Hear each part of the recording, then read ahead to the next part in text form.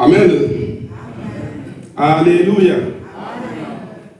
Je bénis le Seigneur d'être encore ce matin. C'est trop fort, bien-aimé, le volume. Je vais diminuer le volume. Merci, merci. Avant de commencer, est-ce que nous pouvons prier? Nous allons prier au nom de Jésus. Père, nous voulons bénir ton nom ce matin. Toi qui nous as donné le souffle, qui a renouvelé à chacun et à chacune de nous le souffle de vie, afin de venir ce matin devant ta présence, notre Dieu, pour t'adorer. Père, nous voulons à ce moment, notre Dieu, implorer ta miséricorde au milieu de nous et ta grâce, Seigneur, et tes faveurs. Je veux recommander notre Dieu, Papa, ce moment entre tes saintes mains. Je sais que ta parole déclare qu'au commencement était la parole. La parole était avec Dieu et la parole était Dieu. Seigneur, nous saluons ta présence, notre Dieu, au milieu de nous ce matin. Oui, nous sommes entrés à travers le parvis, notre Dieu. Mais nous ne voulons pas demeurer dans le parvis, nous voulons percer, notre Dieu, les lieux sanctuaires, les lieux très saints. Et car c'est là où tu te trouves ton état de mère, notre Dieu. Père, merci d'ouvrir ce matin les portes des cieux, d'ouvrir ce matin les écluses des cieux, notre Dieu, et de faire descendre toute ta bénédiction, afin que ton peuple, notre Dieu, en sortant d'ici, qu'ils disent que ne brûlez-tu pas dans nos cœurs, car le Seigneur était là. Ne brûlez-tu pas dans nos cœurs, car son fils nous parlait. Nous abandonnons entre ton main, Seigneur, parce que tout est grâce. Au nom de Jésus, nous avons prié. Amen. Amen. Alléluia.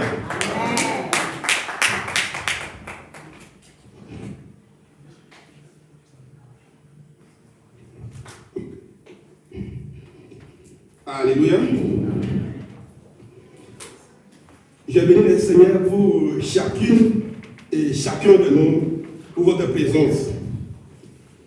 Je sais que la journée d'hier, c'était une journée très mouvementée et une journée marquée par l'anniversaire, le double anniversaire, si je peux ainsi dire, de notre pasteur Willy Kayembe, qui a totalisé ses 60 ans d'âge.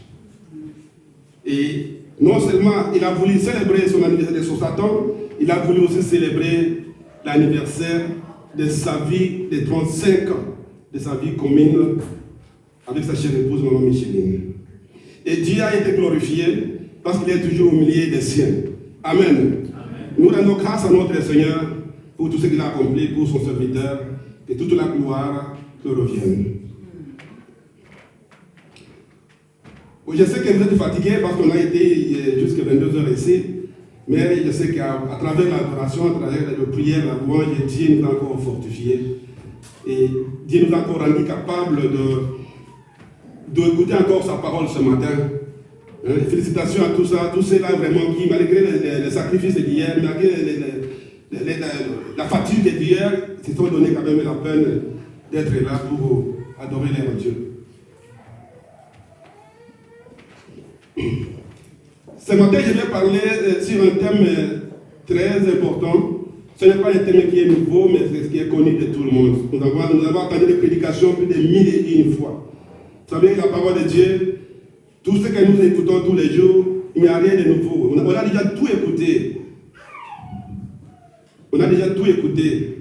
Mais la Bible nous recommande que nous devons prier sans cesse. Nous devons écouter cette parole. C'est comme de l'eau à boire. Lorsque nous avons soif, on a toujours boire de l'eau. Et à tout moment, on a toujours soif. À tout moment, on a toujours soif de la parole de Dieu. Parce que c'est grâce à cette parole, grâce à cette nourriture, c'est celle qui nous rend forte. C'est celle qui nous rend fort, si vous voulez bien. Alors, avant de passer à notre thème de ce matin, je veux rappeler tout simplement qu'il y a quelques semaines écoulées, nous avons entendu des enseignements que l'homme de Dieu, Papa Lisa, nous a donnés sur les ennemis de l'homme. Il a beau et bien expliqué que nous devons savoir que nous avons des ennemis. Chacun de nous doit savoir qu'il a un ennemi. Et quelques semaines après, je parle de pasteur Willy a aussi prêché sur le thème la délivrance. Il a prêché sur la délivrance. Pourquoi? Parce qu'il y a des besoins dans l'église, que l'église doit être délivrée. Beaucoup d'enfants de Dieu qui sont là ne se connaissent pas, ne savent pas qu'ils ont besoin de la délivrance. Et c'est par rapport à ces deux thèmes ici que j'ai choisi les thèmes de ce matin. Parce que ce sont les thèmes qui marchent bien commun, qui marchent ensemble. Lorsque vous parlez de l'ennemi de l'homme ou de l'adversaire de l'homme, on doit directement aussi voir, on va parler aussi de la délivrance. Parce que quand l'ennemi, quand tu es attaqué par l'ennemi, quelque part, il faut que tu sois libéré. Absolument, tu dois être libéré. Et par rapport à cela, j'ai choisi le thème de ce matin, les combats spirituels. La personne qui a des ennemis, il est toujours dans les combats. Et nous devons savoir que les combats spirituels, c'est un combat qui est réel. Mais parfois on se pose des questions, on ne sait pas. Quand on parle des combats spirituels, les gens pensent que, parce que les combats spirituels, donc c'est un combat peut-être physique. Non, le combat spirituel n'est pas un combat physique. Et je veux que les versets, le Éphésiens chapitre 6, verset 12, peut nous donner une belle définition du combat spirituel qui dit: nous n'avons pas à lutter contre la chair et le sang, mais contre les dominations, contre les autorités, contre les principautés, contre les princes de ce monde. Est-ce que je parle à quelqu'un? Alors, avant d'entrer dans le vif de mon sujet, je veux que nous puissions tous retourner un peu à l'école primaire. Parce qu'à l'école primaire, je pense que nos enseignants nous ont enseigné, si le corps humain que nous portons, nous avons cinq organes de sens que Dieu nous a privilégiément donnés, parce qu'avec ces 5 organes, c'est avec lesquels que nous pouvons faire tout ce que nous pouvons faire, nous pouvons dire ce que nous pouvons dire, parce que nous sommes dotés de ces 5 organes. Vous vous souvenez encore quels sont les 5 organes que Dieu nous a dotés? Les 5 organes de sens, je veux dire. Parce que je veux qu'on connaisse, qu'on se rappelle de ces organes, ils sont dans notre corps, et ce sont les 5 organes, ce sont les 5 grandes portes. Ce sont les 5 grandes portes, soit des démons, soit des maladies, qu'est-ce que j'ai encore? Alors il est important que les enfants de Dieu savent, se souviennent encore sur les 5 organes de sens que Dieu nous a donnés. Quel est le premier organe de sens que Dieu nous a donné? Bien aimé, on est à l'école primaire. Permettez-moi. Ah, la vue. Et l'ouïe, ah, la vue c'est pour voir, non? Et quoi encore? L'ouïe c'est pour faire quoi? Ah, pour écouter. Donc s'il n'y a pas des oreilles ce matin, vous n'allez même pas m'attendre. Et quoi encore le troisième? L'odorat. Ah, l'aîné. Donc parce qu'avec l'odorat, on peut sentir les odeurs, hein, distinguer. Ah là, ça sent mauvais. Sinon tu peux manger une viande qui est déjà pourrie, et demain le matin, tu as le ventre gonflé. Ah, là, il faut voir le médecin. Parce qu'on est malade. Alors, tout quatrième. Hein? Les touchés. Ah, donc les touchés, donc avec les doigts, on touche avec nos mains ou avec les doigts. Ah, mais vous êtes vraiment intelligent, vous ne pouvez pas oublier ces choses. C'est bien. Donc les touchés. Donc les touchés, c'est bien aussi important, hein, pour pouvoir distinguer qu'est-ce que j'ai. Ah, ça c'est une table de verre. Hein. Ah, là j'ai touché sur les papiers, là où j'ai écrit mes notes. Hein. Je distingue cela. Quand je touche là-bas, non, je n'ai rien écrit là-bas parce que c'est le verre. Mais quand je touche là-bas, là, c'est là où j'ai écrit mes notes. Là, c'est mon support de ce matin. Ça m'aide donc à m'exprimer devant les enfants de Dieu. Et le dernier. Écoutez, hein? La langue, merci beaucoup, ma soeur, Charlotte. La langue, en d'autres termes, on appelle quoi? Les coups. Hein? En d'autres termes, c'est les coups. Parce qu'avec la langue, on peut dire, quand on parle quelque chose ou on mange quelque chose, on sait distinguer que ce que je bois, c'est amer. Ou ce que j'ai mis dans ma bouche, c'est amer. Ou bien, ça n'a pas de goût. Donc, vous voyez, bien aimé, merci pour votre gentillesse, parce que vous avez compris que nous avons, Dieu a doté à chacun de nous 5 sens. Et je vous ai dit que les 5 sens que Dieu a doté à chacun de nous, ce sont des grandes portes. Nous devons faire très attention. Les yeux, c'est bien pour voir. Mais parfois, lorsque nous voyons, on veut voir plus que là on ne peut pas voir. C'est alors une porte. Les oreilles, pour entendre, nous entendons bien. C'est pour ça que Dieu nous a doté des oreilles. Mais parfois, on entend n'importe quoi. On cherche à entendre plus. Et quand tu entends plus, tu vas faire des commentaires. Là, la langue doit devenir encore un compagnon pour commenter aussi tout ce qui est entendu. On ne peut pas, un enfant de Dieu ne peut pas attendre n'importe quoi. On ne peut pas tout attendre. On n'a pas besoin de tout voir. On n'a pas besoin de tout manger, de tout goûter ou de tout boire. Non, on n'a pas nécessairement. On ne peut prendre que les nécessaires. Bien aimé dans le Seigneur, pourquoi j'ai préféré prendre l'exemple de ces 5 sens. Et parmi les 5 sens que nous avons, que nous avons cités, que vous avez cité vous-même, il y a un organe très important qui est la langue. Vous pouvez voir mon nez, vous pouvez voir mes oreilles. Je sais quoi, mais la langue, quand je parle parfois, vous ne savez pas, vous ne pouvez pas les voir. Surtout quand moi je suis en train de froncer, il y a la bouche fermée, vous ne savez pas. Vous ne le voyez même pas. Mais c'est un petit organe qui est la plus grande des portes que nous avons dans le corps. Et que l'homme de Dieu, un enfant de Dieu, chaque enfant de Dieu doit savoir comment il va gérer cet organe de sens. Qui nous donne des coups, à travers lesquels on peut distinguer les coups. Bien aimé dans le Seigneur, la langue, c'est quelque chose de très important. Mais, quelque part, la Bible dit ceci, la Proverbe, chapitre 18, verset 21, que la vie et la mort sont au pouvoir de qui? La vie et la mort sont au pouvoir de la langue.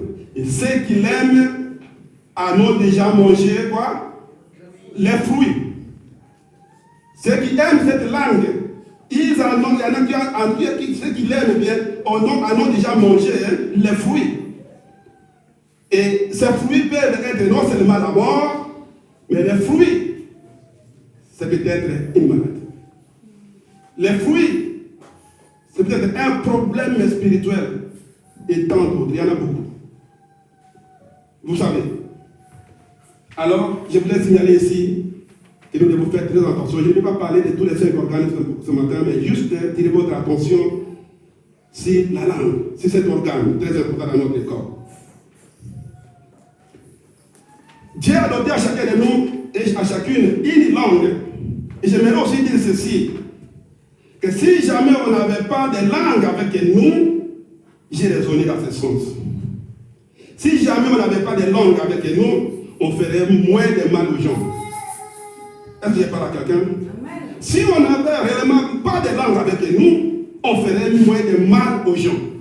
Mais parce que nous avons des langues, c'est pourquoi nous avons des problèmes. Avec cette langue, puis la Bible, avec cette même langue, nous bénissons l'Éternel. Avec cette même bouche, parce que la bouche, elle est dans la maison, la maison c'est la bouche, dans la bouche. Et avec cette même langue, que Dieu est venu en train d'adorer ce matin, ton Dieu, tu maudis les autres.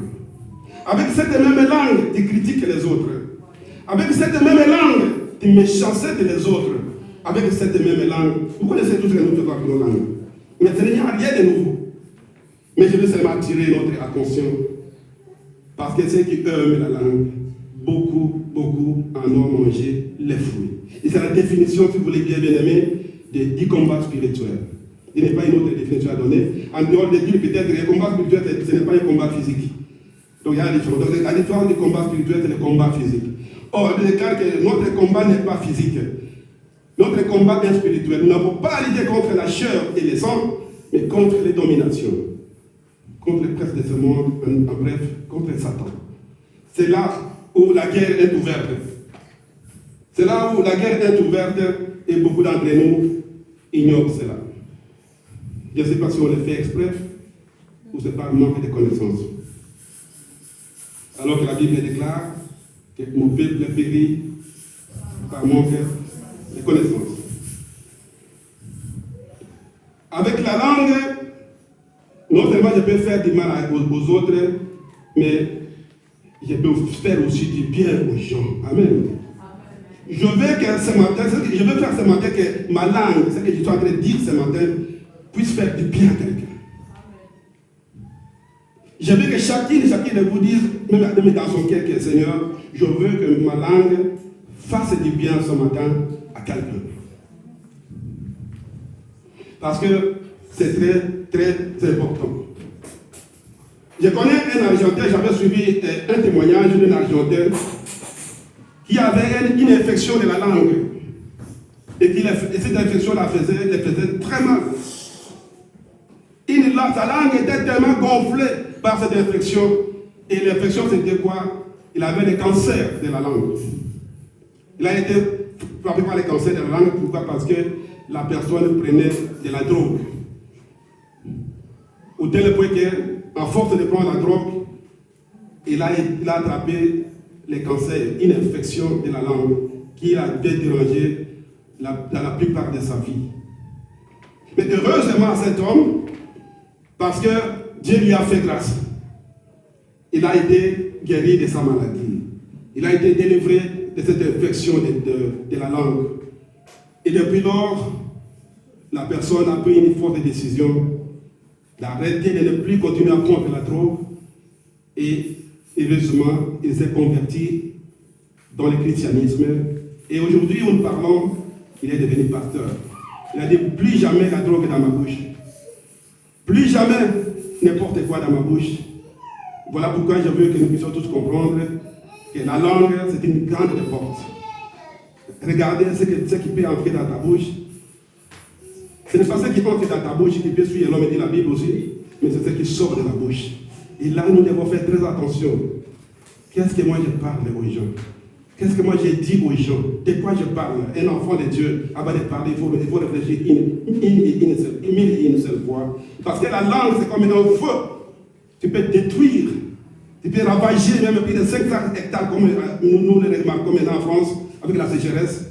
Il y a des feux qui sont en train de prendre des hectares et des hectares. Il y a même des camions de pompiers qui ont quitté l'Allemagne pour aller aider en France là-bas, pour éteindre le feu.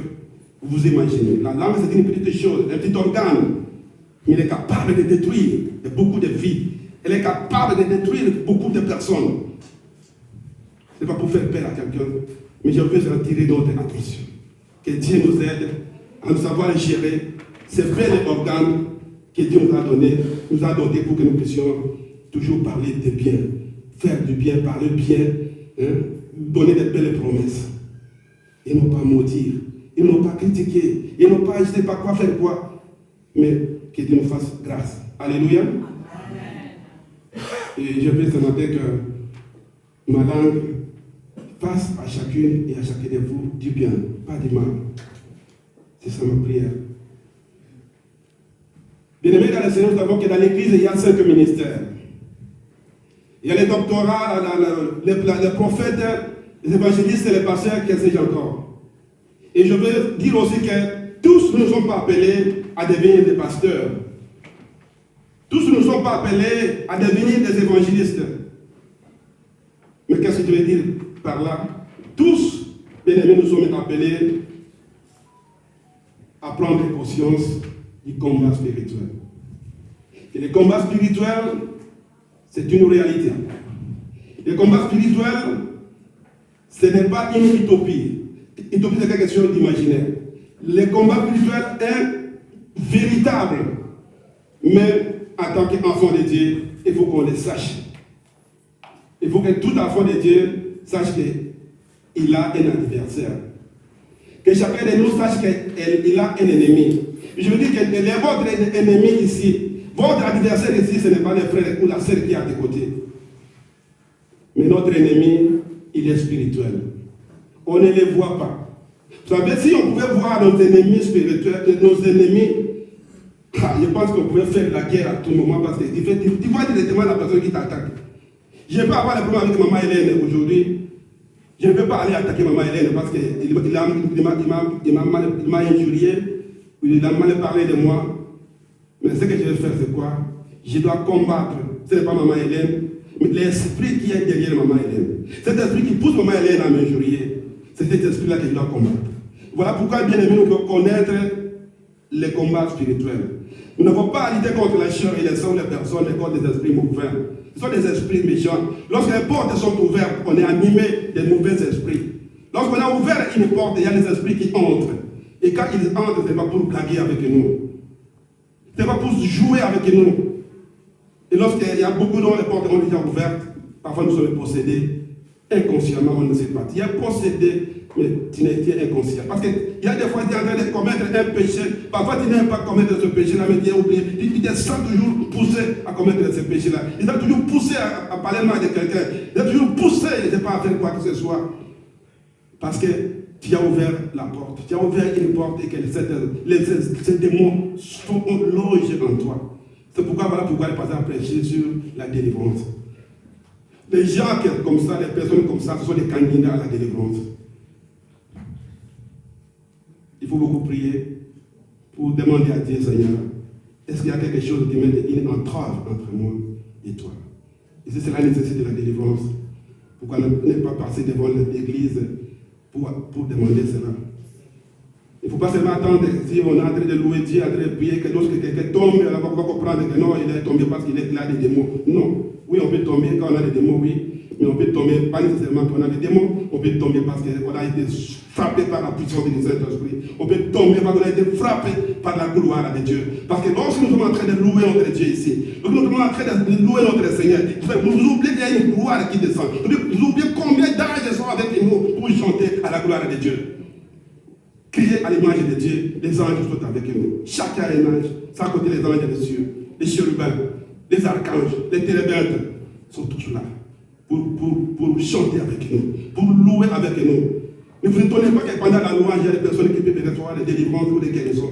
Ce n'est pas seulement lorsque le pasteur va imposer les mains sur toi, mais pendant la louange, lorsque tu pries sincèrement devant ton Dieu, lorsque vous commencez à pleurer, vous allez avoir ton eau propre, tu pleures devant ton Dieu pendant l'adoration.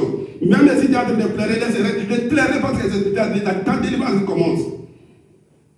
Pleurer, s'il faut pleurer, vous devez pleurer parce que ta délivrance commence. Ça commence aussi par là. Quand bien même, il y a aussi des pleurs de rébellion. Vous pouvez voir des cadres de pleurer, ils sont des pleurs de rébellion. Vous ne savez pas. Mais je n'en souhaite pas cela. Mais lorsque quelqu'un pleure pour implorer la grâce de Dieu, qu'il soit sincère avec son Dieu, qu'il soit sincère avec lui-même pour qu'il soit avec la grâce de Dieu, la faveur de Dieu, l'amour de Dieu et la délivrance. Alléluia. Donc, nous devons tous prendre conscience du combat spirituel. Heureusement, nous ne sommes pas seuls pendant le combat, nous avons avec nous Jésus. Alléluia. C'est lui qui combat pour nous. Au fait, nous ne faisons rien. C'est lui qui combat pour nous parce qu'il a dit, gardez silence. Moi, je combattrai pour vous. Mais votre silence, c'est seulement de fermer la bouche, mais votre silence, c'est de prier. Mais si tu ne peux pas prier à haute voix, si tu as mal à la gorge, tu peux prier à l'intérieur de ton cœur. Le Seigneur voit. Il exaucera. Pourquoi? Parce qu'il se souviendra de sa parole, toujours de sa parole. Vous m'invoquerez et je vous répondrai. Celui qui frappera à ma porte, moi je l'ouvrirai la porte. Celui qui me cherchera, il me trouvera. Il n'est pas un homme pour mentir, ni le fils de l'homme pour se répondre. Ce qu'il a dit, ce qu'il dira, ce qu'il dit va se réaliser aujourd'hui, demain ou ultérieurement. Est-ce que je parle à quelqu'un? Amen.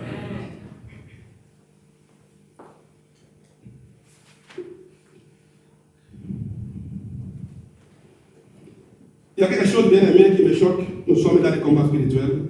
Ne perdons pas de vue. Il y a beaucoup de nos amis, de nos bien-aimés, des pasteurs, des évangélistes ou des prophètes qui prêchent, qui insistent quand ils prêchent toujours sur la prospérité. Venez à l'église, Dieu va vous bénir. Venez à l'église, Dieu va faire ceci pour vous. Venez à l'église, vous allez devenir riche. Moi, je ne suis pas contre cela. Je ne suis pas contre la richesse, mais moi, je suis choqué. Je suis choqué par ces messages. Pourquoi? Parce que la vie, ce n'est pas seulement la bénédiction des richesses. Vous comprenez? La vie, ce n'est pas seulement les richesses. Ce n'est pas seulement les vêtements. Ce n'est pas seulement tout ce que nous pouvons avoir comme matériel, ce que c'est encore. Mais la vie, c'est quoi en réalité? Nous devons connaître, nous devons savoir que... Mais nous oublions, et parfois le Dieu, les serviteurs de Dieu, ils oublient de prêcher, c'est une chose très importante dont je suis en train de parler. Ils oublient de parler de l'ennemi de l'homme. Ils oublient de dire aux gens que vous avez un ennemi, que vous devez ouvrir les yeux. Ils oublient les gens que vous avez un adversaire, que vous devez ouvrir les yeux. Et cet adversaire n'est pas n'importe qui. C'est un adversaire qui est capable de tout. Il est capable de détruire ton âme. Imaginez-vous, il t'a détruit, donc tu es mort. Mais tu avais des richesses, tu avais des milliers en banque, des millions d'argent en banque, tu avais des belles voitures, des maisons. Tu es mort. Qu'est-ce que tu pars avec? Tu pars avec? Tu vas tout laisser. Voilà pourquoi je dis je suis un peu contre ceux qui prêchent toujours la richesse. Ce n'est pas mal. Prêcher bien de la richesse, ce n'est pas mal, mais qu'ils incitent aussi sur l'adversaire de l'homme. C'est notre adversaire. C'est lui qui est capable de nous arracher, mais tout ce que nous avons gagné. Tout ce que tu as fait comme sacrifice pour bénéficier de ta vie en un jour, en une seconde, il prend ton âme, tu es parti. Et tu pars même vite. Tu laisses tout aux autres. Tu ne te souviendras plus même de tes enfants, même de tes petits-enfants. Et ce sont les autres qui vont bénéficier de ton bien. Alors, pourquoi tu as travaillé? Pourquoi tu as souffert toute ta vie? Voilà pourquoi, bien aimé, nous devons demander à Dieu, nous devons comprendre que la première des choses à faire dans la vie, c'est de mener des combats spirituels. Notre combat n'est pas visible, parce que nous avons affaire à un adversaire qui est invisible. Quand il est là, tu ne sais pas le voir, tu ne sais pas s'il est derrière moi, s'il est, je ne sais pas comment caché derrière ce mur, tu ne sais où. Pour moi, je peux voir maman Josaphat qui est en face de moi, et que s'il me provoque, je peux peut-être commencer aussi à faire des échanges avec lui. Mais celui-là, je ne le vois pas. Je ne sais même pas les palper, il est même palpable.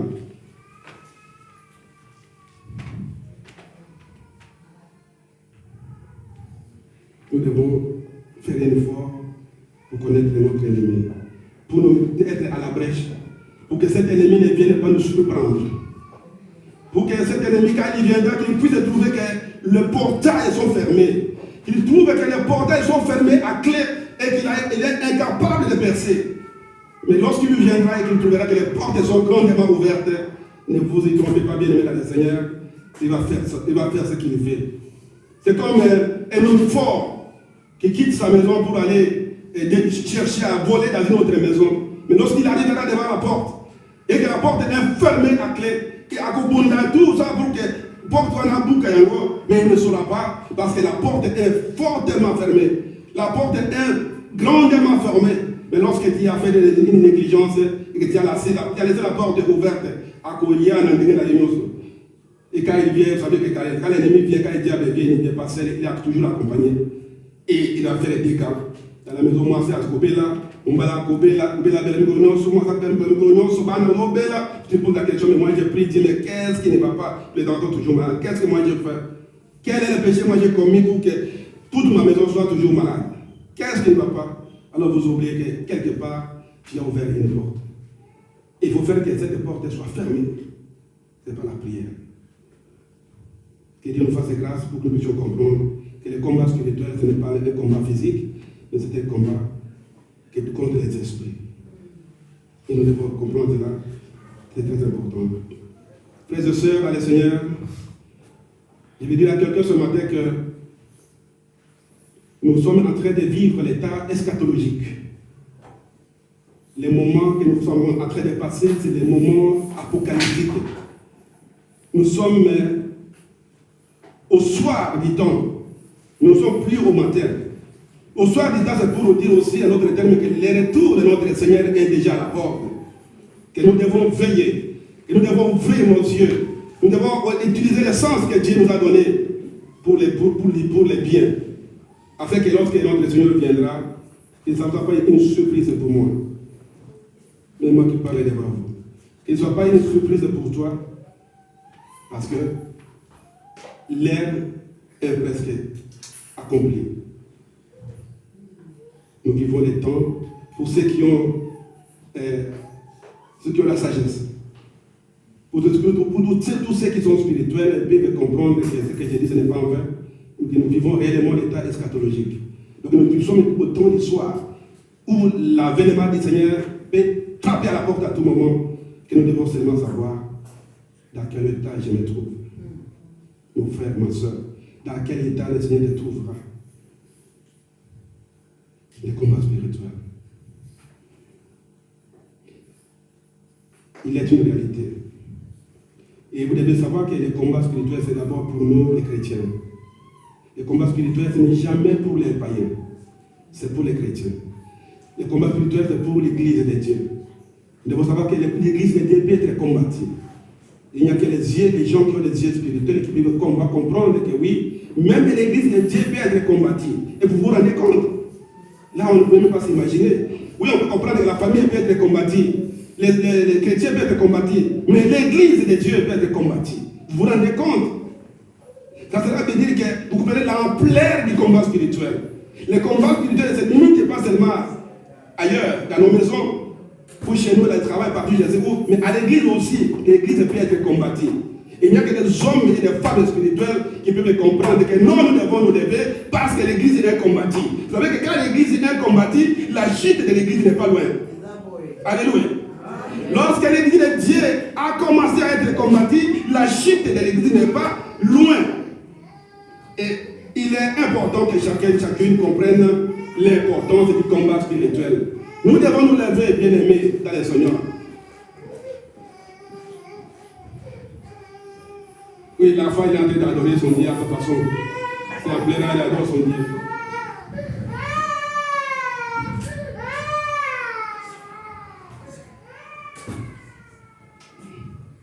Je disais, le combat spirituel, c'est pour les familles, c'est pour les chrétiens, c'est pour les racheter. Et non pas pour le païen. Et c'est pour l'église. L'église peut être combattue. Mais le problème est que c'est lui qui combat l'église. Vous savez que l'église représente Dieu sur la terre. On ne peut pas combattre Dieu. Lorsque tu es la pierre, lorsque tu es un des pions qui fait participer à combattre l'église, je sais que ce n'est pas toi, c'est l'esprit derrière toi. Mais sache que tu as un problème. Parce qu'on ne peut pas combattre Dieu. Est-ce que je parle à quelqu'un? Amen. J'aimerais que nous puissions lire Exode chapitre 17, verset 8 à 16, où je vais prendre cet exemple d'Amalek et d'Israël, parce que c'est là qu'on nous permet de mieux comprendre ce que c'est le combat spirituel. J'aimerais que nous lisions Exode. Exode est le deuxième livre de Genèse. Exode chapitre 17, les versets 8 à 16.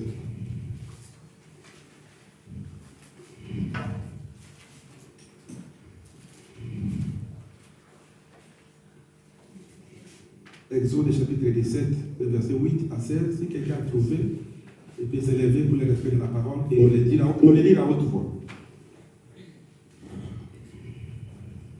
Exode chapitre 17, le verset 8 au verset 16. Voilà. 8 à 16. 8 à 16, merci. Amalek, nous lisons la parole de Dieu. Amalek va combattre Israël à Raphidim. Alors Moïse dit à Josué, choisis-nous des hommes, sors et combat Amalek. Demain, je me tiendrai sur le sommet de la colline, la verge de Dieu dans ma main. Josué fit ce que lui avait dit Moïse pour combattre Amalek.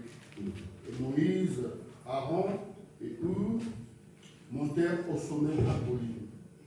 Lorsque Moïse élevait sa main, Israël était le plus fort. Et lorsqu'il baissait sa main, Amalek était le plus fort. Le main de Moïse étant fatigué, ils prirent une pierre qu'ils placèrent sous lui. Et il s'assit dessus. Aaron et Hur soutenaient ses mains, l'un d'un côté, l'autre de l'autre. Et ses mains restèrent fermes jusqu'au coucher du soleil. Et Josué vainquit Amalek et son peuple au tranchant de l'épée. L'Éternel dit à Moïse, écris cela dans le livre pour que les souvenirs s'en conservent et déclare à Josué que j'effacerai la mémoire d'Amalek et dessous les cieux. 15.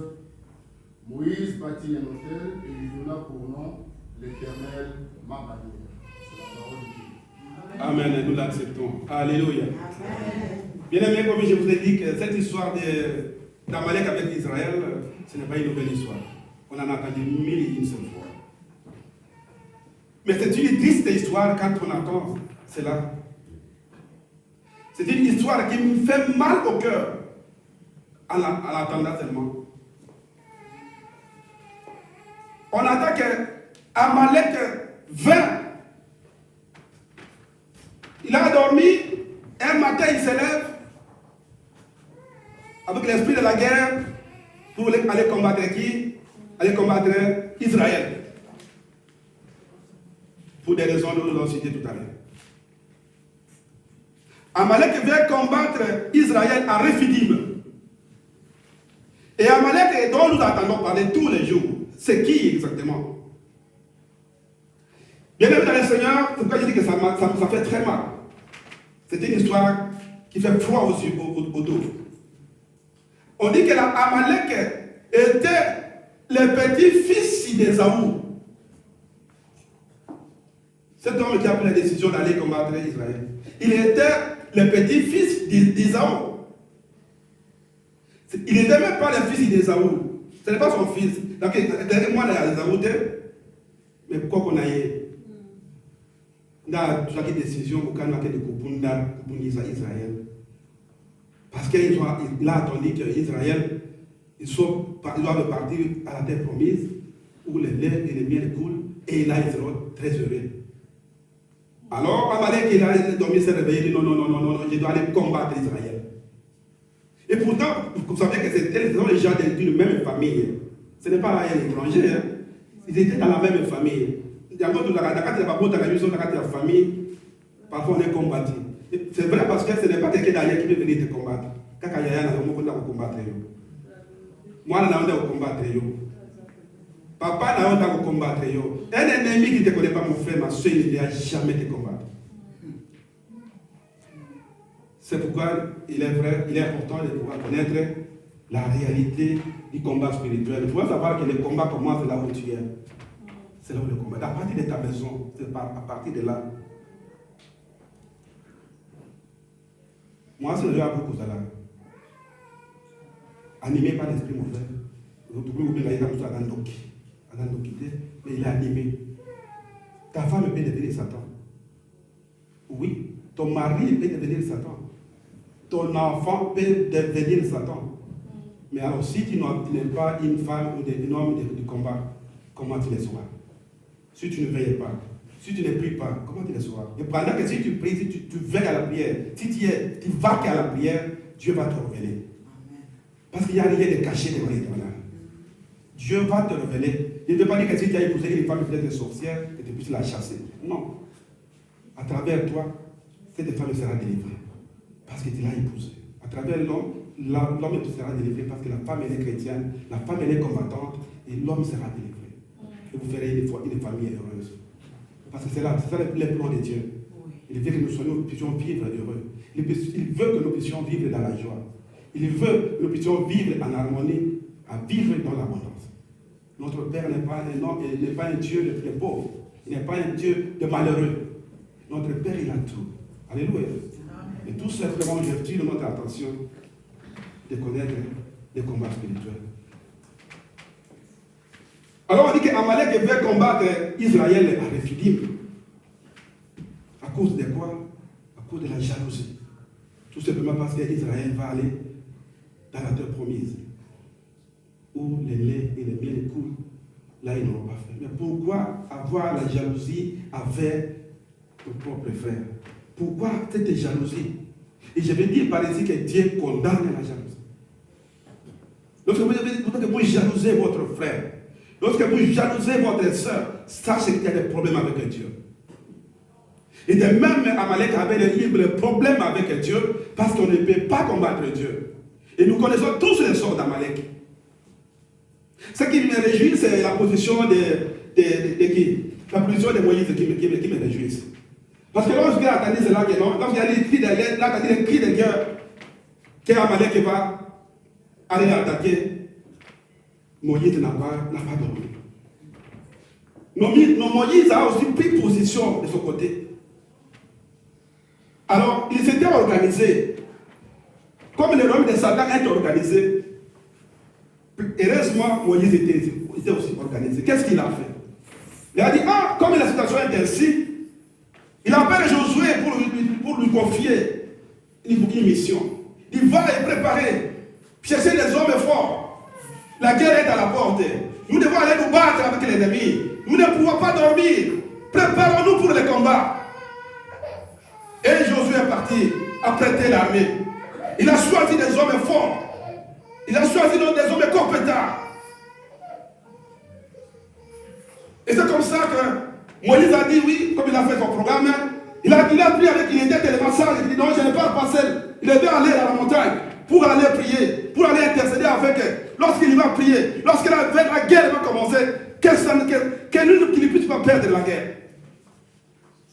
Il a pris Aaron. Et Our, si je ne me trompe pas. Il dit, je prends avec moi Aaron et Our. Vous allez m'accompagner jusqu'à la montagne.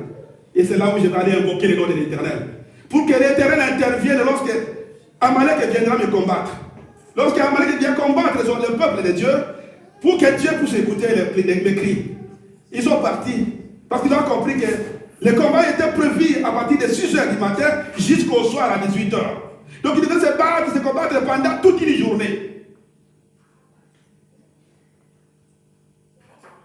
Et Moïse est monté avec Aaron et Our pour aller prier. Nous avons compris que le combat a commencé tôt le matin. Et Moïse, les mains de Moïse étaient toujours levées, étaient toujours à l'air, pour intercéder les dieux des armées, pour implorer les dieux de miséricorde. Mais la Bible nous dit aussi que pendant qu'il priait tellement, le combat tellement longtemps, les mains de Moïse étaient fatiguées. À force de les mettre, de lever les mains à l'heure, ses mains étaient fatiguées. Et heureusement, il a pris avec lui Aaron et Our. Et ces gens-là sont venus, ils ont soutenu. Pourquoi les mains étaient levées? C'est ainsi les dépendances envers Dieu. Mais il y a des fois où les mains de Moïse étaient fatiguées. Et lorsque les mains de Moïse étaient tombées par terre, Amalek avait les dessus. Amalek avait gagné les combats. Parce que les mains de Moïse étaient fatiguées. Il faut que Moïse soit toujours les mains levées. Il faut que chaque enfant de Dieu soit toujours les mains levées quand on prie. Il faut que les mains de chacun de nous soient toujours à haut. Vous savez, lever les mains à haut, c'est dire ici les dépendances. Seigneur, je n'ai pas d'autre. Je ne fais pas le combat de ta vie, ma soeur. Tu pleures, tu as beaucoup longtemps pleuré, tu pleures beaucoup. Tu dis, mais d'où me viendra le secours? Faisons comme l'autre qui dit, d'où me viendra le secours? Mais le secours vient de l'Éternel. C'est lui qui a fait les cieux et la terre. Pourquoi ne pas compter à cet homme-là? Pourquoi ne pas compter à ce Dieu-là? Et les deux hommes ont compris le secret. Que non, nous devons faire, il faut que les mains de Moïse soient toujours à l'air. Mais eux aussi, ils étaient fatigués. Mais ils sont allés chercher les grosses pierres. Il y a Moïse. Il y a la gauche, il y a la droite. Ils ont toujours des écolos. Il y a des points. Dans le total de la capacité, toujours il y a des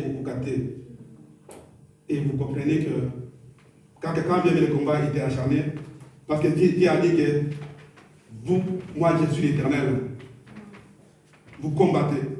Vous allez garder le silence. Moi je vais combattre. Amen. Et le silence de Moïse était dans la prière. Le silence de Moïse était dans la prière. Et la fin de l'histoire, vous connaissez, Israël est sorti vainqueur. Pourquoi? Parce qu'ils avaient un Dieu très haut.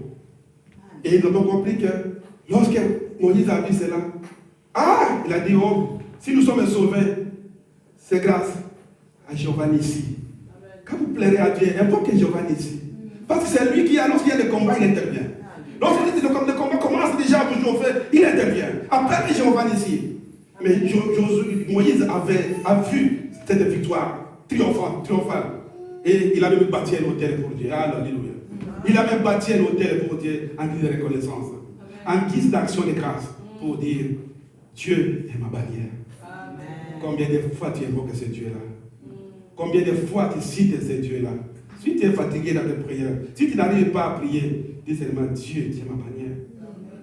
Là où notre force se limite ou s'arrête, c'est là où les forces de Dieu commencent. Alléluia. Amen. Est-ce que je parle à quelqu'un? Amen.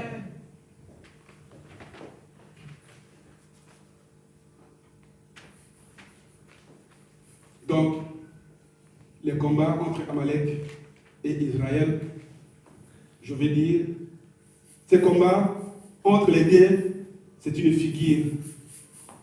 C'est pour nous, c'est une figure. C'était un mal nécessaire. Parce que pour nous, c'était un enseignement. Une figure, pourquoi? Parce que le combat spirituel, c'est à dire que le combat entre la chair et l'esprit. Tout simplement, c'est le combat entre la chair et l'esprit. C'est pourquoi nous devons comprendre l'importance du combat spirituel. C'est le conflit de génération à génération. Donc ce conflit va terminer que quand le Seigneur sera de retour. Entre la chair et l'esprit, le combat sera toujours continuel. Donc le combat, c'est comme du matin au soir, comme le combat de Amalek et Israël, du matin au soir. Le combat va durer toute la journée, toute la vie. Et elle s'arrête que quand tu n'es plus là, tu le dis. Quand tu as allé ton âme pour aller à la rencontre, quand tu es parti, tu es reposé. Si tu es parti, si Dieu te rappelait plus tôt. Mais c'était un combat de génération en génération. Mais si nous ne sommes plus là, nos enfants doivent aussi comprendre que nos parents, ils ont subi les combats. Nos parents ont connu ces combats. Et nous ne sommes que des simples héritiers. Nos parents vont hériter les combats tant que nos enfants, tant que le Seigneur n'est pas encore là. Et nous devons aussi apprendre à nos enfants. Les enfants sages et intelligents, frère Joël, ils prennent ce que leurs papas font. Ils voient que mon papa et ma maman, ce sont des hommes de prière. Il fera la même chose, même si ses parents ne sont plus vivants. Parce qu'il va se souvenir. C'est le seul héritage que le pasteur Willy peut laisser à son fils Joël. C'est le seul héritage que moi je peux laisser à mes enfants. C'est le seul héritage que tu peux laisser à tes enfants. Pourquoi pas aussi à tes petits-enfants? Si le Seigneur ne vient pas encore. Est-ce que je parle à quelqu'un? Amen.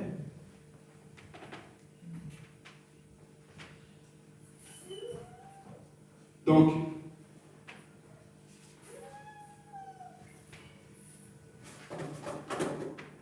excusez-moi.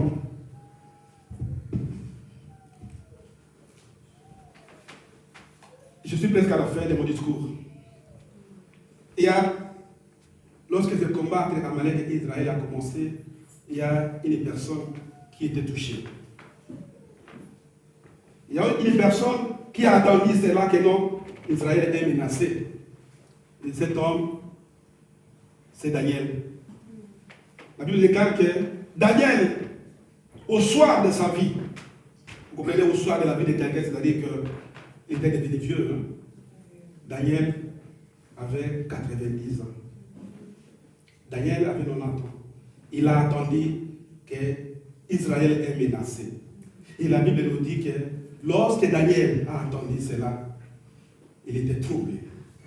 À 90 ans, Daniel était troublé. Il a dit, mais non, ça ne va pas. Alors moi, je dois faire quelque chose. Et Israël a pris la décision. Une ferme décision de jeûner pendant 21 jours. Il dit, non, moi je vais jeûner pendant 21 jours. Je ne mangerai rien à part les légumes. Je vais tout faire pour prier au Dieu d'Israël pour qu'il intervienne. Pourquoi? Pourquoi cela? Pourquoi Daniel a pris la décision, bien aimé dans le Seigneur? Il a pris la décision parce qu'il sait que pendant les combats, l'avenir d'Israël était menacé. Non seulement l'avenir d'Israël était menacé, mais l'avenir des Messies lui-même, des jours du Seigneur Jésus, était menacé. Pourquoi la vie des Messies était menacée? Non seulement, donc, c'est-à-dire que l'avenir même du Messie était menacé, l'avenir de toute l'humanité, du monde entier, était menacé. Si l'Israël était vaincu par ces combats avec Amalek. Et il a fait tout pour prendre cette décision. Il a décidé de pouvoir jeûner avec détermination, jeûner pendant 3 semaines pour prier à Dieu de pouvoir intervenir pour qu'Israël ne soit pas vaincu. Pourquoi? Parce que, comme j'ai dit, l'avenir de notre Seigneur lui-même était menacé. Imaginez-vous si Israël était vaincu pendant les combats. Je ne sais pas si on pouvait parler de Jésus. Imaginez-vous si Israël était vaincu pendant ces combats-là. Qu'est-ce qu'ils allaient encore faire? C'est pourquoi cet homme de Dieu, malgré son âge avancé, à 90 ans, il a pris la décision de jeûner et de prier pour que les combles n'arrivent pas. Dieu soit loué parce qu'il est souverain. Alléluia. Sachant qu'il devait aussi avoir adopté aussi l'attitude de Daniel. Il est important pour nous. Lorsque j'attends quelqu'un, un membre de la famille, quelqu'un dans la famille, un frère ou une sœur a un problème, je dois porter cela. Je dois porter les fardeaux. Parce que soutenez-vous les uns les autres. Quand vous entendez que votre frère a un problème, votre sœur a un problème, il ne faut pas aller critiquer ailleurs, il ne faut pas se moquer de cela. Que ça ne soit pas une occasion pour toi de dire n'importe quoi. Mais prends seulement, mets cela dans ta conscience, va prier pour nos frères. Pleurez à Dieu. S'il faut gêner, pourquoi ne pas les gêner? Parce que Dieu dit qu'il y a des esprits, si quelqu'un il a des esprits, il y a des esprits qui ne parlent pas de jeûne et de prière. Vous priez, faire quoi que ce soit, mais ça parfois ça demande l'élévation de jeûne. Vous priez pour que ces esprits puissent sortir. Nous devons prendre conscience de cela. Cela fait partie du combat spirituel. Nous ne sommes pas là pour vivre, nous sommes là pour lutter. Nous sommes dans les champs de Dieu. Il ne faut pas seulement être pasteur pour dire que je sers mon Dieu. On n'a pas besoin d'être pasteur pour servir Dieu. On n'a pas besoin d'être évangéliste pour servir Dieu. C'est que toi, moi ou toi, tu es chrétien, sache que tu es combattant de Dieu. Alléluia. Amen. Dieu reconnaîtra ce que tu fais. Même quand il le fait en secret, Dieu reconnaîtra. Même si les hommes ne vont pas t'acclamer, même si les hommes ne vont pas, tu sais quoi, mais Dieu sait le voir. Alléluia. Amen. Oui. Non, je veux que ma langue fasse du bien à chacune et à chacun de nous. Daniel a pris conscience de pouvoir prier pour Israël. Et nous savons aussi que lorsque Daniel a pris cette décision, le fait seulement d'avoir à cœur ces problèmes, il y a un ange qui vient et qui dit à Daniel, Daniel, écoute, de le premier jour que tu as compris ces choses, j'ai déjà exaucé ta prière. Alléluia. Dès le premier jour que Daniel a eu à cœur de comprendre qu'Israël est attaqué, qu'Israël est en danger, Dieu a envoyé un ange pour dire, Daniel ne pleure pas. Dès le premier jour que tu as compris ces choses, tu as exaucé. C'est pour dire qu'Israël a déjà reçu la victoire avant même les combats. Parce que notre Dieu, il est celui qui donne la victoire avant même les combats. Avant que les combats commencent, il y a déjà la victoire. Avant que toi tu n'arrives quelque part, il est déjà là. Avant que tu lui demandes quelque chose, il a déjà disposé parce qu'il vit dans ton cœur. Il connaît tes besoins. Tout ce que vous demandez avec foi par la prière, croyez que vous l'avez reçu. Et vous les verrez accomplir. Dieu n'est pas un homme pour mentir, il est fait de l'homme pour se repentir. Alléluia. Amen.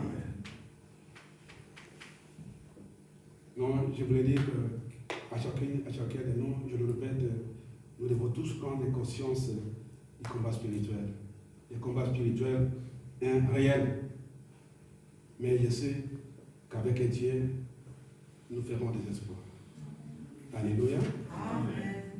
Oui, c'est par ce passage que je vais m'arrêter pour dire que, pour attirer notre attention que le combat spirituel, c'est une réalité. Et nous devons combattre. Ce combat commence dans notre maison. Un étranger ne viendra jamais te combattre. Quelqu'un qui ne te connaît pas ne viendra jamais te combattre. Le combat, c'est dans la maison. Alors, lorsque vous avez vaincu le combat dans ta maison, où on doit gauche et droite et tout ça, parce que toi, tu es déjà dans la Seigneur. Parce que toi, tu as déjà fait le pilier, tu as déjà bien fermé ta porte. C'est pourquoi chaque matin, va nous lever, de recommander la journée entre les mains de Dieu. Nous devons recommander la semaine entre les mains de Dieu.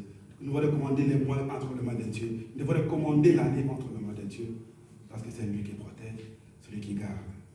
Amen. Amen. Que Dieu vous bénisse. C'est la parole de Dieu. Amen.